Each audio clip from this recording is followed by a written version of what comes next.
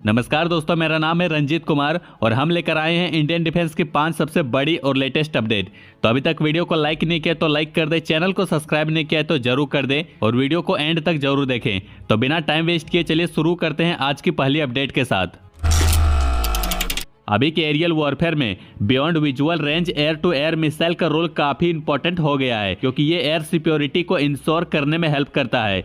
रसिया का R-77 missile पहले बहुत एडवांस था, लेकिन अब ये पुराना हो गया है और नए वेस्टर्न और एशियन सिस्टम जैसे AIM-120D और यूरोपियन मेट्योर उससे काफी बेहतर है। R-77 की रेंज 80 से 110 किलोमीटर है, लेकिन इसकी एक्यूरेसी और काउंटर मेजर के खिलाफ रेसिस्टेंस अब पुरानी हो गई है। R-771 में कुछ इंप्रूवमेंट्स है, जैसे कि 160 किलोमीटर तक रेंज, लेकिन फिर भी इसका गाइडेंस सिस्टम आउटडेटेड है, जो इसे मॉडर्न सिस्टम के कंपैरिजन में कम इफेक्टिव बनाता है। रसिया का मिसाइल अब नया स्टील्थी और मनूवरेबल टारगेट के खिलाफ उतना इफेक्टिव नहीं है। इस मिसाइल की रडार क्रॉस सेक्शन और ड्रैग इंड्यूसिंग फिन्स भी कंटेस्टेड एनवायरनमेंट में इसकी सर्वाइबिलिटी को कम करता है। इंडिया का अस्त्रा MK1 और MK2 मिसाइल सीरीज इस सिचुएशन का सोल्यूशन हो सकता है। अस्त्रा MK1 की रेंज 110 किलोमीटर है, जो R-77 से ज्यादा है, और इसमें एडवांस एक्टिव रडार सीकर है, जो बेटर एक्यूरेसी और इलेक्ट्रॉनिक काउंटर मेजर के खिलाफ रेसिस्टेंस देता है। अस्त्रा MK1 को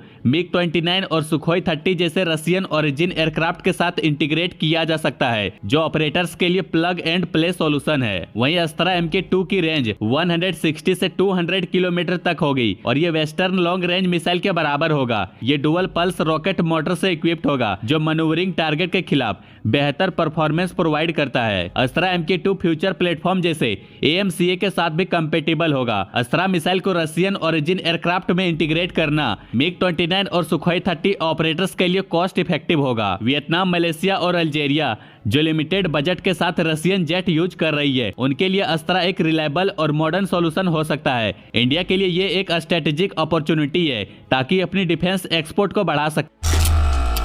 एरोनॉटिकल डेवलपमेंट एजेंसी अब तेजस MK1A में जो 23 mm ग्रायाजेव सिपनोव GSH-23 कैनन लगा हुआ है, उसको बदलकर ज्यादा पावरफुल गन AMCA के लिए यूज करने पर सोच रही है। AMCA का मैक्सिमम टेक ऑफ वेट लगभग 27 टन होगा, जो उसको ज्यादा हैवी और पावरफुल वेपन सिस्टम को इंटीग्रेट करने की एबिलिटी देता है। अभी ADA और इंडियन एयरफोर्स दोनों के सामने दो ऑप्शन है। एक है 25 mm गेल्टिंग टाइप कैनन, जो 4 बैरल वाला होता है, और दूसरा है 30 mm GSH-301 कैनन, जो अपनी रिलायबिलिटी और फायर पावर के लिए जाना जाता है। ये दोनों गन्स AMCA के लिए बेटर फिट हो सकती है, क्योंकि AMCA एक 5th जनरेशन स्टील फाइटर है, जो एडवांस कैपेबिलिटी के साथ डिजाइन हो रहा है। AMCA को एक ज्यादा पावरफुल और रेंज वाली गन की जरूरत है, ताकि ग्राउंड और एरियल टारगेट को एफिशिएंटली हैंडल कर सके। तेजस के कंपैरिजन में AMCA की साइज और कैपेबिलिटी काफी बढ़ जाती है, इसलिए ज्यादा पावरफुल गन की जरूरत है। लेकिन गन इंटीग्रेशन एक कॉम्प्लेक्स प्रोसेस होता है।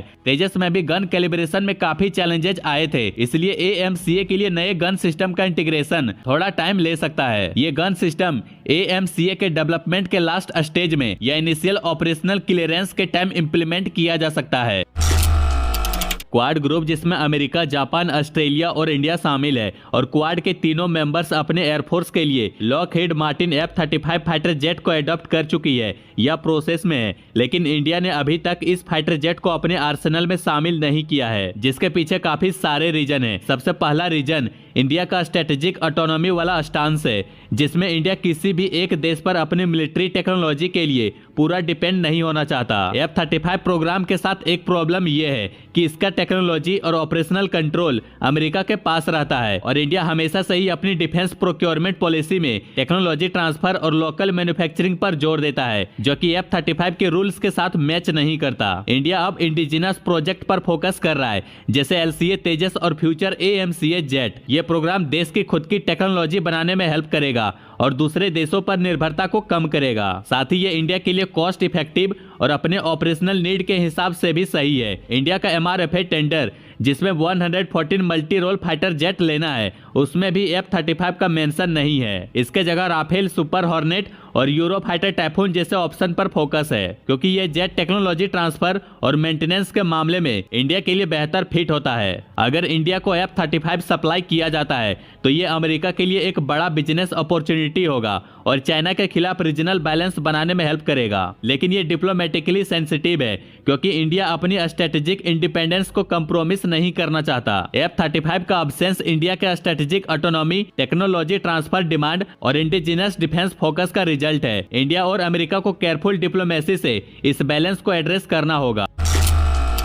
इंडियन एयरफोर्स ने अपने तेजस MK2 फाइटर जेट के लिए एक नई अप्रोच एडॉप्ट करने का प्लान बनाया है, जिसमें वो फाइटर जेट के अपग्रेड्स और सॉफ्टवेयर रिलेटेड चेंजेस को अपनी इन हाउस टीम के थ्रू मैनेज करेगी। ये मूव HAL पर निर्भरता कम करने के लिए लिया गया है, ताकि इंडियन एयरफोर्स अपनी फाइटर जेट को ज्यादा एफिशिएंटली और कॉस्ट इफेक्टिवली अपडेट कर सके। अब तक इंडियन एयरफोर्स को हर छोटी बड़ी अपडेट या सॉफ्टवेयर चेंजेस के लिए HAL से अप्रूवल लेना पड़ता था, जो टाइम कंज्यूमिंग और कॉस्टली प्रोसेस होता था। नई अप्रोच के थ्रू इंडियन एयरफोर्स खुद ही अपडेट्स और मॉडिफिकेशन इंप्लीमेंट कर सकेगा, जो फाइटर जेट को हमेशा अपडेटेड और रेडी रखेगा। इस इनिशिएटिव को aircraft and system testing establishment lead करेगा, जो इंडियन एयरफोर्स का प्रीमियर फ्लाइट टेस्टिंग यूनिट है। AST का रोल तेजस MK2 के लिए वेपन इंटीग्रेशन और सॉफ्टवेयर अपडेट को मैनेज करना होगा। ये टीम फाइटर जेट की सर्विस लाइफ के दौरान नए वेपन सिस्टम को इंटीग्रेट करने का काम करेगी और एक डेडिकेटेड फ्लाइंग टेस्ट बेड को मेंटेन करेगी, जो रियल टाइम टेस्टिंग और अपडेट्स को एनेबल करेगा। टेस्ट बेड से मिलने वाले फीडबैक को यूज करके तेजस MK2 में टाइमली इंप्रूवमेंट्स किए जाएंगे, ताकि जेट हमेशा मॉडर्न बैटलफील्ड रिक्वायरमेंट्स के लिए तैयार रहे। तेजस MK2 तेजस MK1 से ज्यादा एडवांस होगा। इसमें बेटर एवियोनिक्स, एक्सटेंडेड रेंज और नेक्स्ट जनरेशन वेपनरी का इंटीग्रेशन होगा। यह फाइटर जेट इंडियन एयरफोर्स की फ्लीट को मॉडर्नाइज करने में मेजर रोल प्ले करेगा। इंडियन एयरफोर्स का ये स्टेप सेल्फ रिलायंस और टेक्नोलॉजिकल एक्सपर्टीज को इनहेंस करेगा। इससे उन्हें अपग्रेड्स के लिए HAL पर निर्भरता कम होगी और अपग्रेड्स जल्दी इंप्लीमेंट हो सकेगा। इससे इंडियन एयरफोर्स को अपनी ऑपरेशनल इफिशिएंसी और टेक्टिकल एज को मेंटेन करने में हेल्प मिलेगी। इंडियन नेवी के नेक्स्ट जनरेशन मिसाइल वेसल के नए डिजाइन में बरमोस मिसाइल लॉन्चर के कॉन्फ़िगरेशन और प्लेसमेंट में काफी चेंजेस देखे गए हैं। सबसे बड़ी बात यह है कि अब बरमोस मिसाइल की कैपेसिटी कम हो गई है। पहले वाले डिजाइन में शिप के मेन मस्ट के पीछे क्वाड डुअल बरमोस लॉन्चर लगे थे, जो इनक्लाइंड सेटअप में 8 बरमोस मिसाइल कैरी कर सकते थे।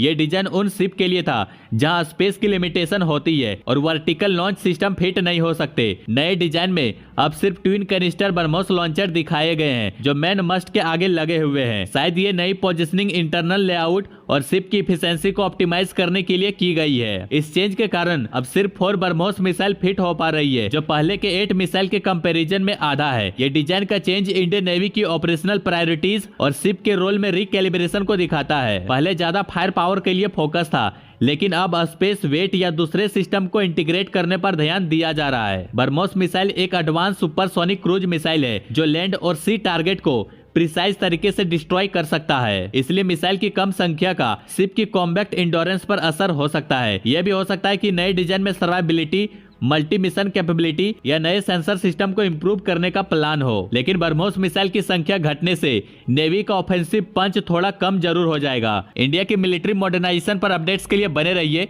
बाकी लाइक एंड सब्सक्राइब जरूर करें।